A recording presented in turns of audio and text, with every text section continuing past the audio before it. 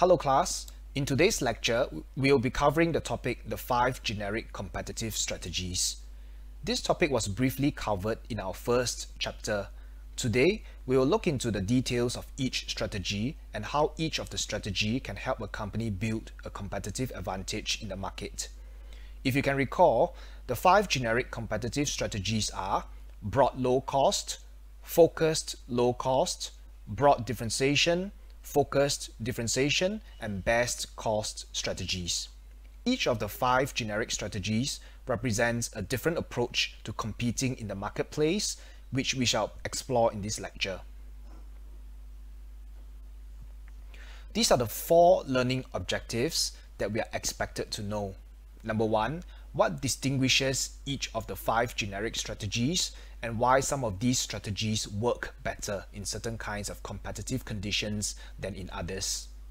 Number 2, the major avenues for achieving a competitive advantage based on lower costs. Number 3, the major avenues to a competitive advantage based on differentiating a company's product or service offering from the offerings of rivals. Number 4, the attributes of a best cost strategy, a hybrid of low cost and differentiation strategies.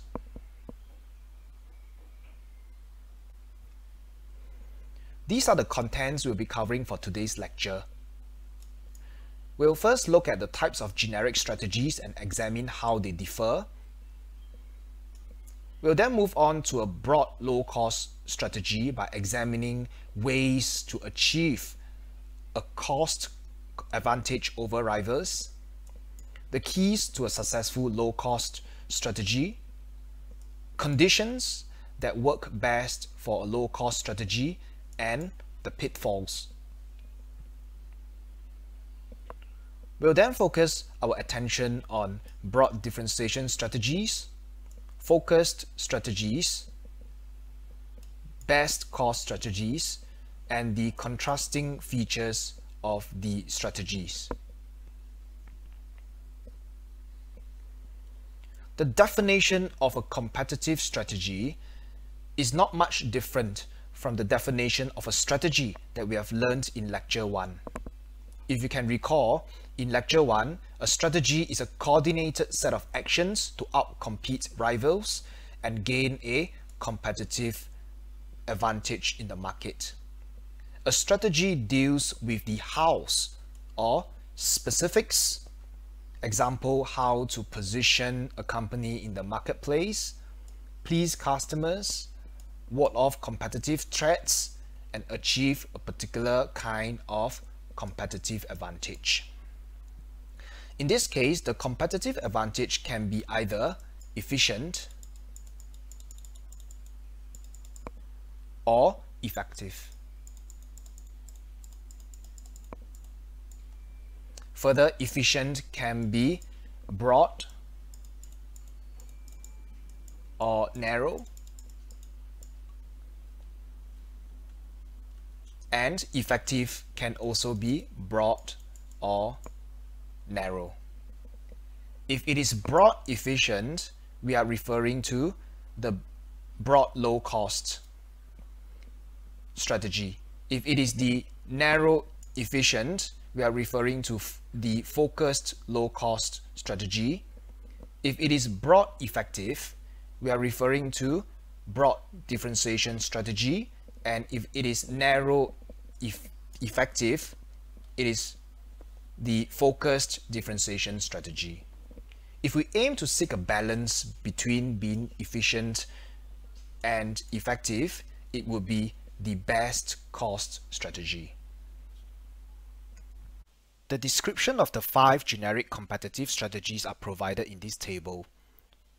For broad low cost strategy, the keywords would be achieving broad lower overall cost than rivals and attract buyers by underpricing rivals. For example, the Value Dollar store in Singapore employs a broad low cost strategy selling cheap daily necessities.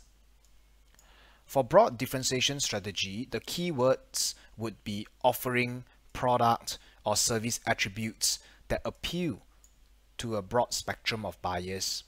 For example, DHL and FedEx are associated with offering reliable and fast delivery services which appeal to shippers who have urgent need to ship their parcels or shippers who are shipping valuable items. For focused low-cost strategy, the keywords will be narrow buyer segment, meeting needs at lower cost than rivals. An example would be Prime Supermarket. It is mainly located in the heartlands and sells goods at relatively low price.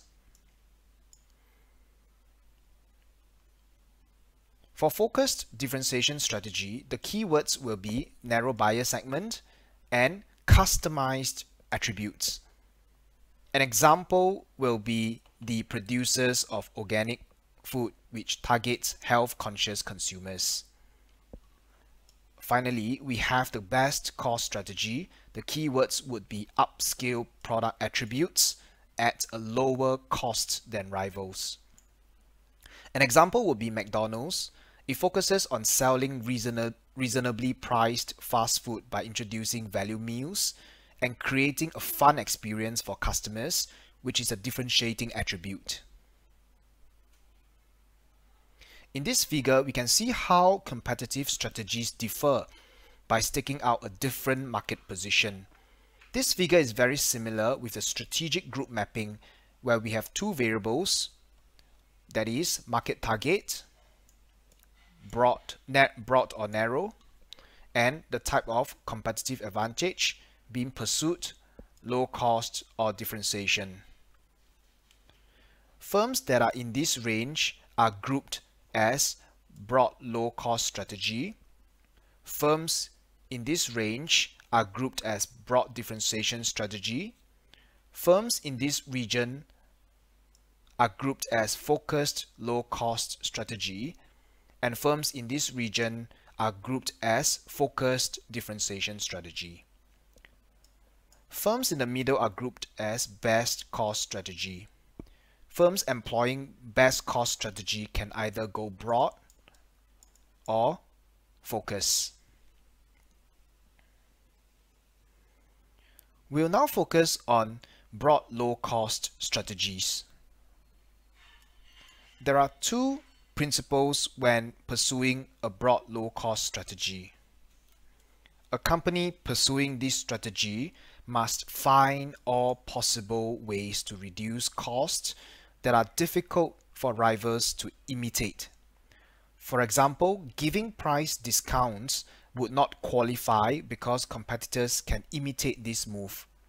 In the context of shipping, an avenue not easily imitated by rivals would be building economies of scale to strengthen bargaining power and reduce unit cost. Another would be investing in technologies and automation to reduce reliance on manpower and human input. More importantly, companies should avoid reducing quality to unacceptable levels for the sake of reducing costs. For example, in the case of fast food, we shouldn't halve the portion of the meals to reduce costs. In the case of port operations, we shouldn't only provide half the amount of key cranes to save costs. This will increase the waiting time of ships to unacceptable level. By applying these approaches, the following competitive advantages will be realized by companies employing broad low-cost strategies. Greater total profits and increased market share gained from underpricing competitors.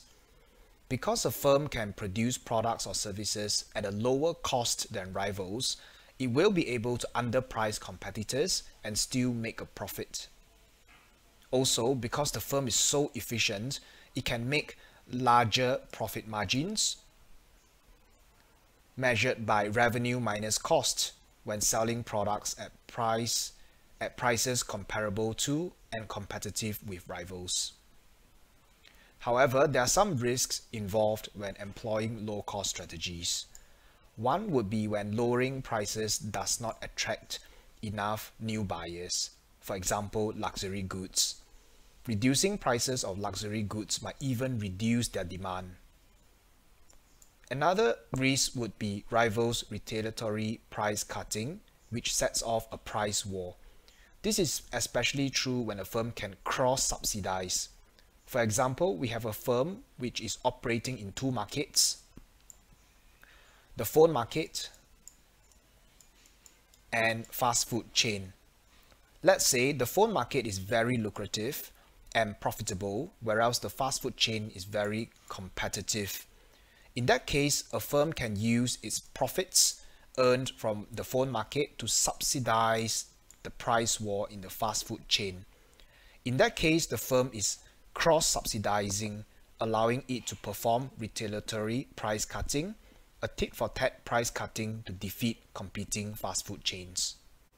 For a company to obtain a low-cost advantage, its cumulative costs across the overall value chain must be lower than competitors' cumulative costs. Here we are referring to both the company's internal and external value chain, which includes both the suppliers and downstream partners' value chain. There are two options for translating a low-cost advantage over rivals into attractive profit performance. One is to perform value chain activities more cost effectively than rivals, and the other is to revamp the firm's overall value chain to eliminate or bypass cost-producing activities. We will be exploring each option in detail. Remember, the first option is to manage value chain activities efficiently. These are some of the cost drivers that will affect the efficient management of value chain activities.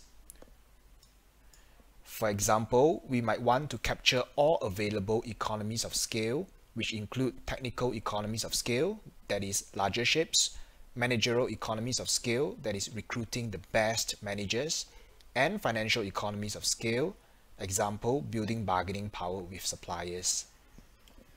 Another cost driver would be to take advantage of managers' learning, experience, and knowledge in managing value chain activities efficiently. If you can remember, during last week's lecture, we have talked about performing value chain activities as a capability that can be developed over time. Through learning, the capability can become a competence and subsequently a core and distinctive competence. A company should look into developing such distinctive competence. Some other cost drivers would be ensuring full capacity utilization. For example, ensuring that ships are fully loaded to fully capitalize on the ship's economies of scale. Focus on supply chain efficiencies. Efficiency is about maximizing output and input ratio. In that case, we want to improve output, that is, number of containers shipped, and reducing input, that is, labor and materials needed for shipment. Focus on reducing input cost, for example, bunker cost, seafarer cost, and supplies. Focus on using technologies to automate processes. Focus on developing communication systems and information technology to promote efficiency in the service process. Leverage on a firm's bargaining power by asking for discounts from suppliers, and engage in outsourcing or vertical integration. For example, whether it is a shipping company or port operator, a lot of low value adding activities such as IT support is outsourced to other countries such as India or Philippines because they are able to provide IT support services at a cheaper cost. Also, shipping companies are vertically integrating with port operators and third-party logistics because they believe that they can perform the activities cheaper than them. These are the explanations for the figure we have looked at earlier.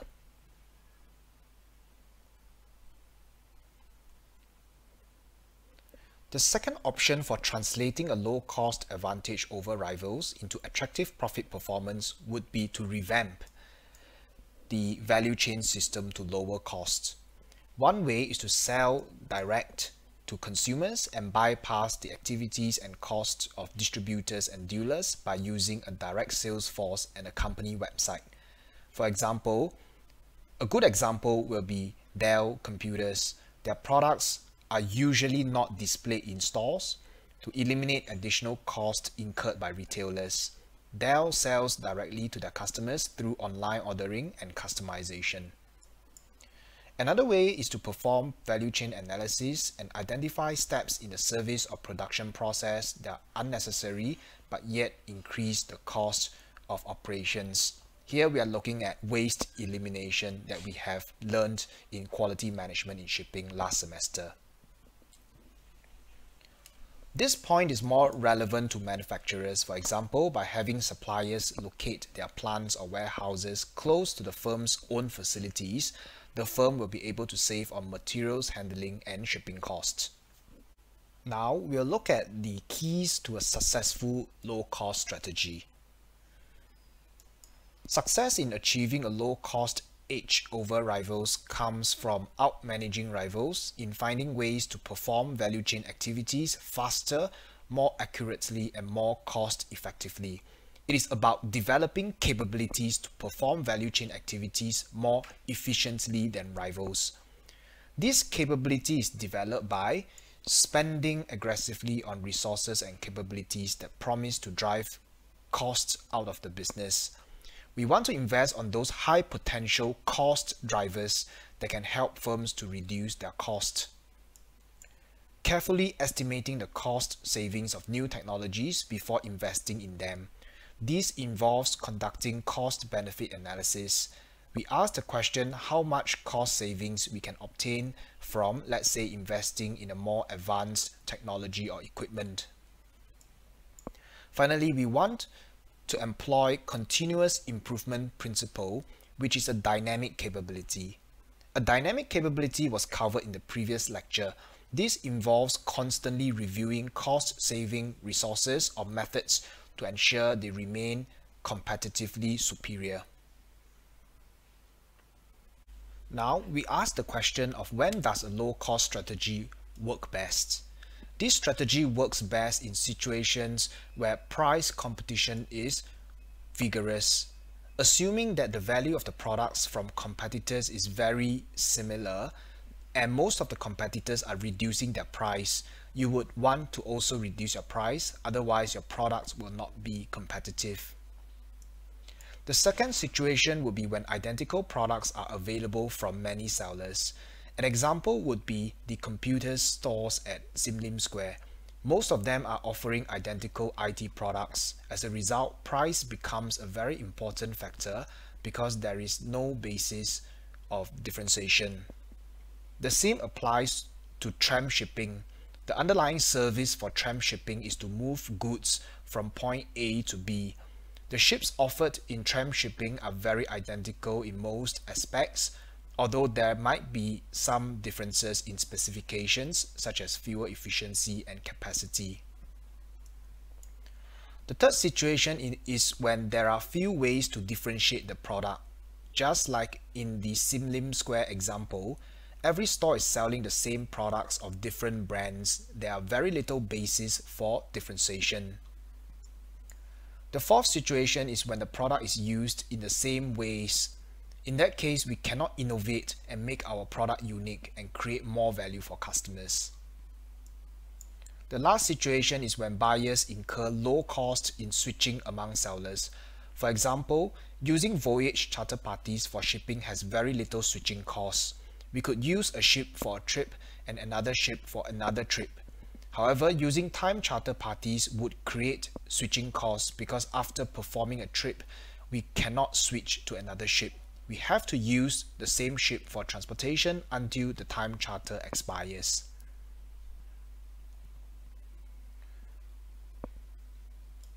Here are some pitfalls to avoid when pursuing a low-cost strategy. Engaging in overly aggressive price cutting that does not result in unit sales gains sufficient to recoup foregone profits. The price is charged lower than cost, which is not sustainable in the long run, as the company will be constantly making losses. Relying on a cost advantage that is not sustainable because rival firms can easily copy or overcome it. For example, McDonald's installed self-service technologies to reduce its cost in order taking. This is immediately followed by other fast food chains because rival firms can easily copy or overcome it. Becoming so fixated on cost reduction such that the firm's offerings lack the primary features that attract buyers. For example, as a ship owner, we can build ships at dubious shipyards without a recognized class and register a ship under flags of convenience such as North Korea and employ underqualified crew. This would help us to save cost, but the key features such as safety and reliability are lacking. No charterers will be willing to rent the ship for use. Having a rival discover a new lower cost value chain approach or develop a cost-saving technological breakthrough. Technology is often a tool that brings lasting cost savings for companies. That is why PSA is so aggressively looking into the opportunity of deploying more efficient cranes because that will improve their efficiency and therefore its cost. Also, PSA is exploring the possibility of deploying autonomous trucks which can eliminate manpower cost. We'll now look at broad differentiation strategies. The essence of a broad differentiation strategy is to offer unique product attributes that a wide range of buyers find appealing and worth paying for. Effective differentiation approaches carefully study buyer needs and behaviors, values, and willingness to pay for a unique product or service. We try to study what kind of product or service attributes that are deemed valuable to customers. Thereafter, we incorporate the attributes or features that both appeal to buyers and create a sustainably distinctive product offering. And due to these distinctive features, we can use higher prices to recoup differentiation costs. An underlying principle is that the feature we are trying to incorporate into the products or services must appeal to buyers and they must see the feature that is worth paying for. Unlike low-cost strategy which aims to reduce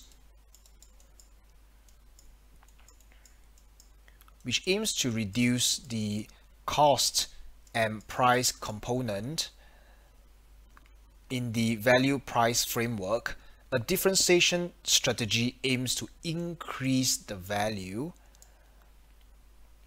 and the price components. Here are the advantages of differentiation.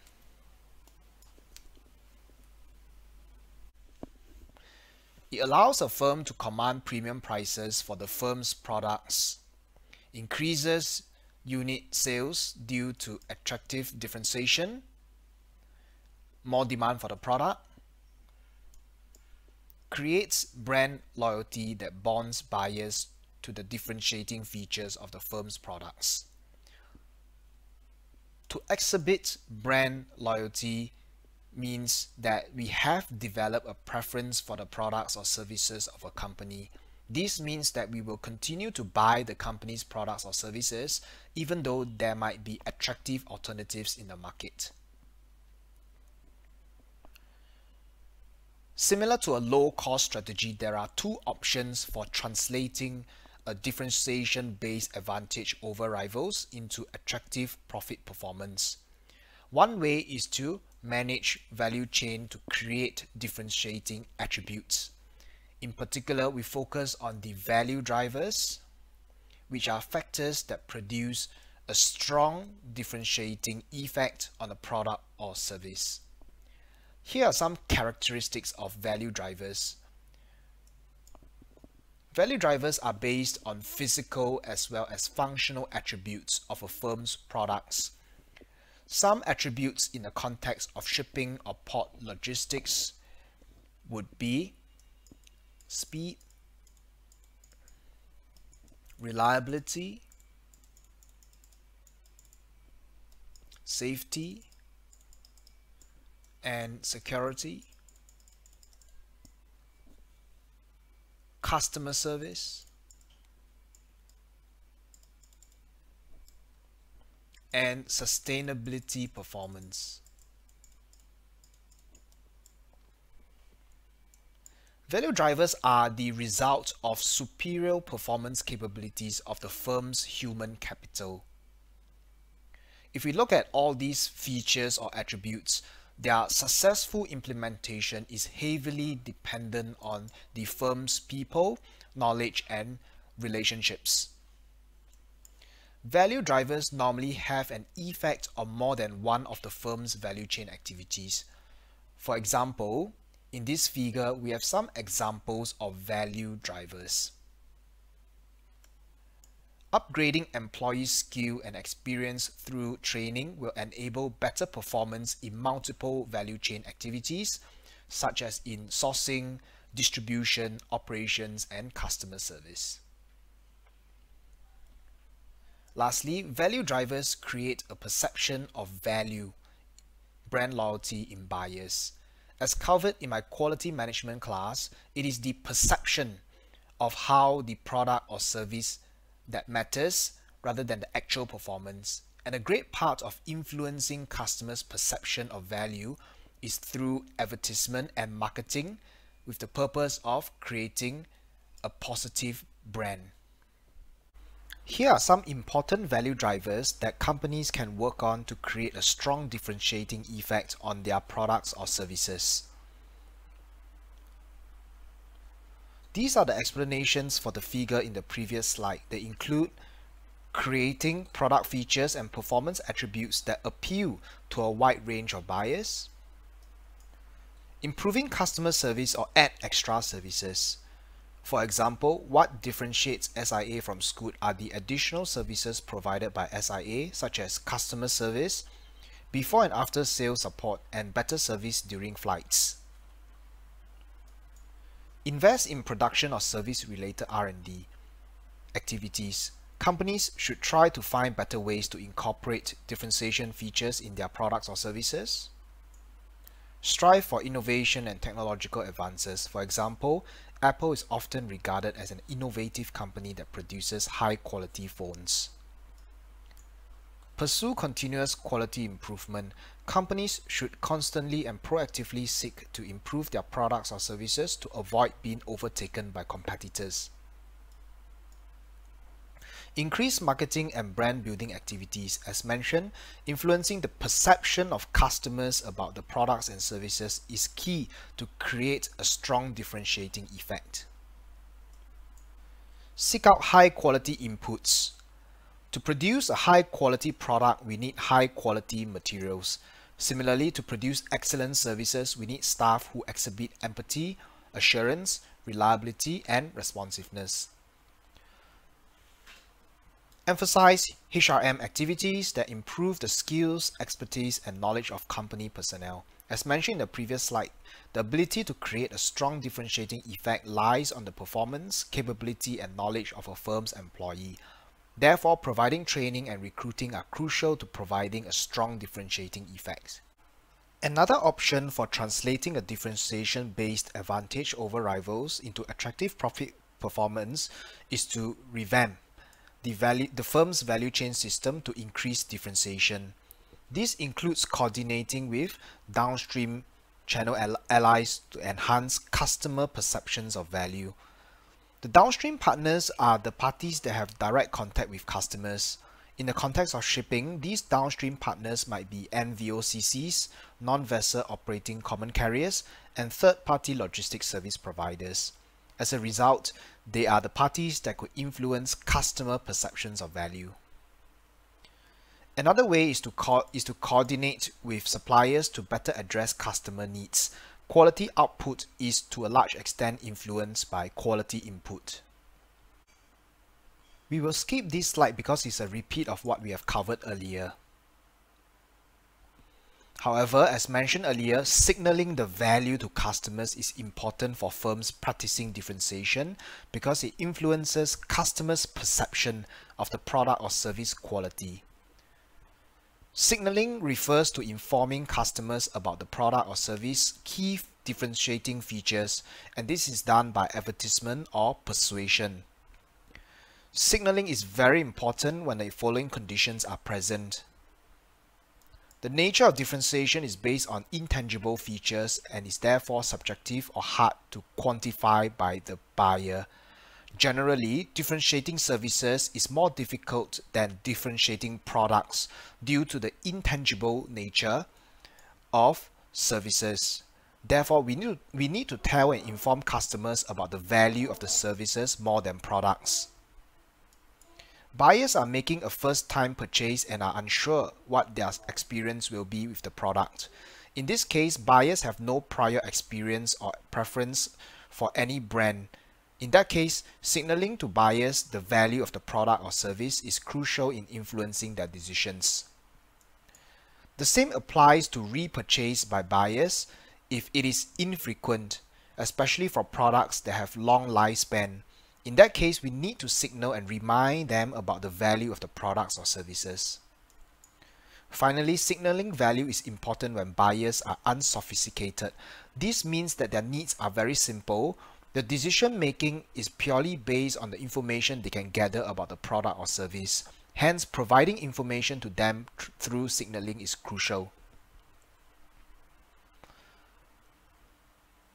As for the successful approaches to sustainable differentiation, we should try to differentiate products, services, or companies based on features that are difficult for rivals to duplicate. Importantly, we want to incorporate features that possess social complexity and causal ambiguity. These are concepts that we have learned in the last lecture that could create difficulty for rivals to duplicate. Some of these features that possess social complexity and causal ambiguity would be company reputation, long-standing relationships with buyers, and a unique product or service image. Another way would be to create substantial switching costs that lock in buyers. For example, giving loyalty points that reward customers for repurchasing your services, entering into a contract with customers, looking into patent-protected production innovation, example, the iOS system created by Apple, the Windows system created by Microsoft, and focus on relationship-based customer service by establishing personal relationships and trust with customers. Here are some market circumstances favoring differentiation. Buyer needs and uses for the product are diverse. When needs are diverse, there are more ways to differentiate the products or services. For example, logistics service is very diverse because customers have different transportation needs. Customers shipping fruits, which are perishable, will need reefer containers, value speed, and special storage requirements. Oil majors shipping crude oil will be concerned with safety, reputation, and reliability. There are many ways that differentiation can have value to buyers. For example, bubble tea drinks. Stores are customizing the type of drinks, toppings, and ingredients, sugar level, and ice level to satisfy a buyer need. Few rival firms are following a similar differentiation approach. This means that the approach taken by the firm is unique, hence favoring the differentiation approach. There is a rapid change in the product's technology and features. For example, our cell phones are constantly evolving with more and more features and functions. This would favor a differentiation strategy.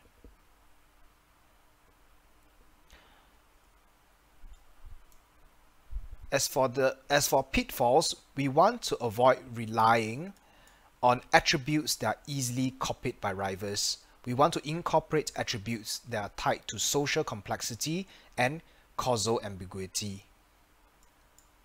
We also want to avoid introducing product attributes that do not evoke an enthusiastic buyer response, attributes that do not add value to the products or services. Avoid eroding profitability by overspending on efforts to differentiate the firm's product offering. We need to balance the increase in value with the increase in cost for enhancing the differentiating effect. Avoid offering only trivial improvements in quality, service, or performance features as compared to the products of rivals. These improvements might not be noticeable by buyers. Further, these improvements can be easily overcome by rivals. Avoid over-differentiating the product quality, features, or service levels exceeds the needs of most buyers. In that case, we are over-delivering our service, and this excess service cannot be recuperated from buyers. Lastly, avoid charging too high a price premium. The price to charge should be benchmarked against competitors' value proposition and the price set by competitors. We'll now look into each focused strategy approaches, which are focused low-cost strategy and focused market niche or differentiation strategy. Both approaches concentrate their attention on a narrow piece or segments of the total market. In general, a market is favorable or attractive for a focused strategy when the target market niche is big enough to be profitable and offers good growth potential. Industry leaders choose not to compete in the niche. Focusers avoid competing against strong competitors. It is costly or difficult for multi-segment competitors to meet the specialized needs of niche buyers. The industry has many different niches and segments. Rivals have little or no entry interest in a target segment. Some successful companies that employ focused strategies would be 7-Eleven, which differentiates on the idea of being convenient and focuses on a narrow segment of the market. In the case of shipping, it could be project cargo companies. They are companies specializing in transporting large, heavy, irregular pieces of equipment. These companies require special lifting equipment and very specific type of knowledge, unlike our traditional bulk or liner shipping. As for the risks involved, competitors will find ways to match the focused firm's capabilities in serving the target niche. For example, 7-Eleven's strategy is now imitated by Cheers, which also operates in the same way. The specialized preferences and needs of niche members shift over time towards the product attributes desired by the majority of buyers. For example, the concept of convenience adopted by 7-Eleven is a desirable attribute that is also copied by some supermarket employing broad strategies such as fair price. Some of fair price stores are also open 24/7 and offer delivery for shoppers. Another risk is that as attractiveness of the segment increases, it draws in more competitors, intensifying rivalry and splintering segment profits. This means that the attractiveness or profitability of the segment will reduce. We'll now look at the last competitive strategy, which is the best cost hybrid strategy. It is a hybrid of low cost and differentiation strategies, incorporating features of both simultaneously. They may target either a broad or narrow base of value-conscious customers. The target market for a best cost strategy is value-conscious middle market buyers who are looking for appealing features and at a comparatively low price, regardless of whether they represent a broad or more focused segment of the market. The strategy works best when product differentiation is the market norm. There are a large number of value-conscious buyers who prefer mid-range products. There is competitive space near the middle of the market for a competitor with either a medium quality product at a below average price or a high quality product at an average or slightly higher price. economic conditions have caused more buyers to become value conscious. In general, these market conditions create opportunities and capacity for the existence of best cost strategy providers who target the middle range buyers who are looking for good value relative to cost. A company's biggest vulnerability in employing a best cost strategy is getting squeezed between the strategies of firms using low cost and high-end differentiation strategies. The companies face the risk of being stuck in the middle because cost-conscious consumers would choose low-cost producers, whereas attributes-seeking consumers would choose high-end differentiators. Hence, the best cost strategy would only work if there is sufficient customers who are value conscious and would choose operators providing best cost strategy. We will now look at the contrasting features of the generic competitive strategies.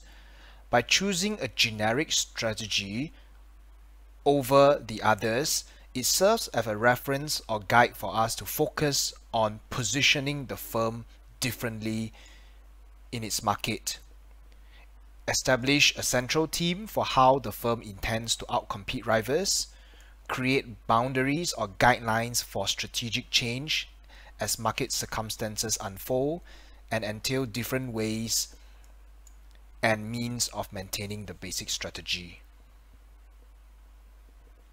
Here are the differentiating features of each generic competitive strategies. In terms of strategic target, both low cost and broad differentiation focus on a broad section of the market. For focused low cost and differentiation, they focus on a narrow market, concentrating on the segment's needs and preferences. For best cost, its targeted market will be value conscious buyers or a middle market range. In terms of the basis of competing in the market, low cost will concentrate on lowering overall cost. Broad differentiation will focus on offering buyers something attractive. Focused low cost and focused differentiation will focus on lowering overall cost or appealing to niche members. Best cost will aim to provide better features than low cost providers and at lower price as compared to differentiation providers. As for product line, low cost provider should offer a basic product with little frills at acceptable quality and limited choice. Broad differentiation should offer more product variations and emphasize on some endearing differentiating features. Both focused strategy will focus on tailoring to the needs of a niche market. One will compete on cost, the other on differentiation. Best cost will aim to provide better features while maintaining its costs. For production emphasis, both broad and low cost providers should aim to reduce costs without sacrificing quality and essential features, whereas those employing differentiation should incorporate features that customers are willing to pay for in the market or market segment. Best cost will aim to provide better features while maintaining its costs. For marketing emphasis, in particular pricing strategy, for broad and focused low-cost providers, they should charge low prices. For those employing differentiation, they should charge a premium. For those focused strategies, firms need to signal or communicate their products or services to convince customers why their products are more suitable for the targeted market segment. For best cost, it will need to emphasize the delivery of best value for the cost. For keys to maintaining the strategy, broad low cost should strive to manage costs down. Broad differentiators should strive to innovate and focus on a few key differentiating features. For both focused strategies, they should stay committed to service the niche market better, either in terms of lower overall cost or better than rivals. For best cost, it will be a mixture of managing costs down and incorporating important features.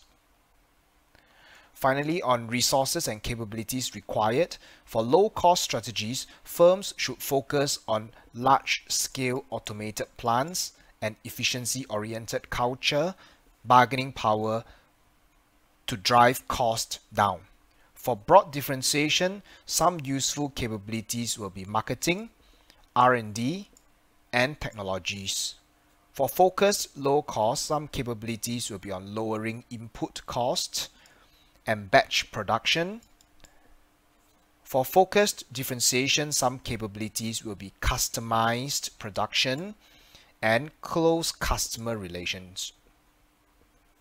For best cost, some capabilities would be total quality management practices to focus on cost elimination and service or product improvement, and mass customization to deliver lower cost and higher quality or differentiated features. It is important to note that how successful is a strategy depends on a company's resources and capabilities. In other words, there must be a good match between a company's competitive strategy and its resources and capabilities. Therefore, if a company has the following capabilities of driving cost out of the value chain system, it should probably pursue a broad low-cost strategy because the resources and capabilities match the strategy.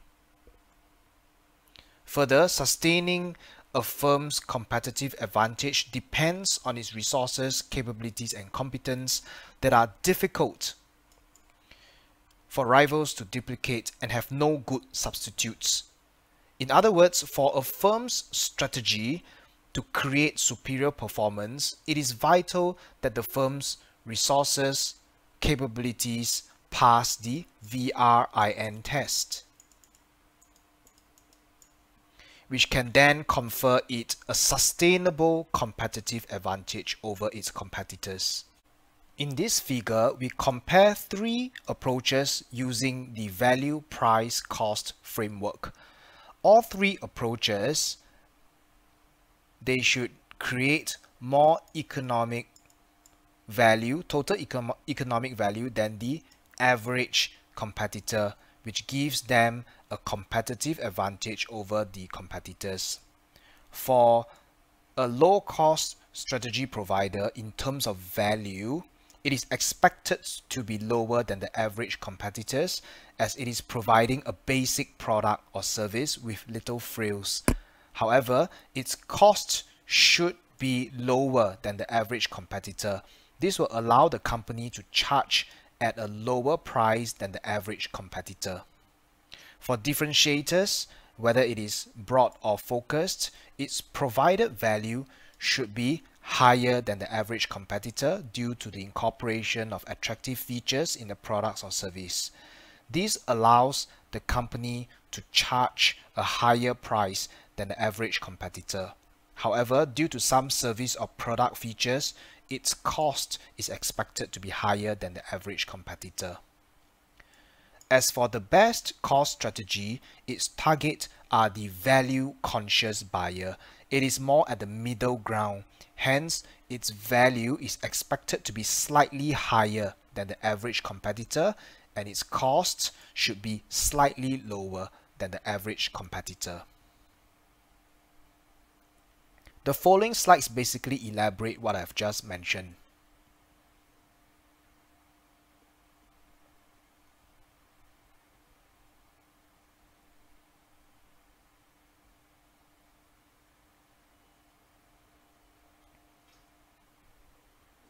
So to conclude, being successful with a generic strategy depends on the following conditions: the competitive context, the company's external situation.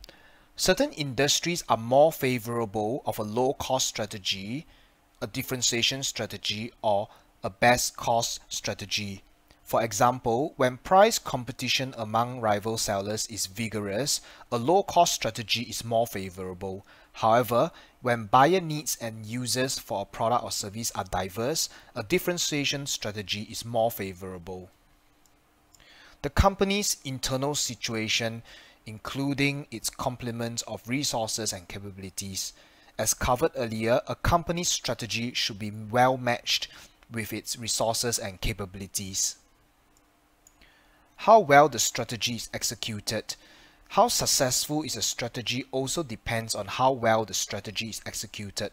We have learned this in Chapter 2. Strategy execution involves organizing the company, providing a supportive culture, directing employees to perform the strategy, and motivating the employees. Strategy execution shall also be covered in Chapters 6 and 7. Going back to our learning objectives, in this chapter we have addressed the question of what distinguishes each of the 5 generic strategies. The strategies are distinguished by 2 key variables: market target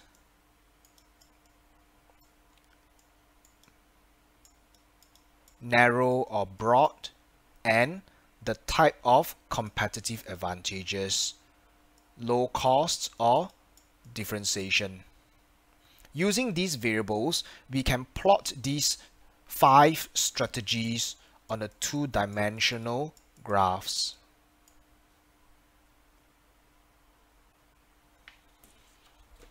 We have also learned that some strategies work better in certain kind of competitive conditions than in others.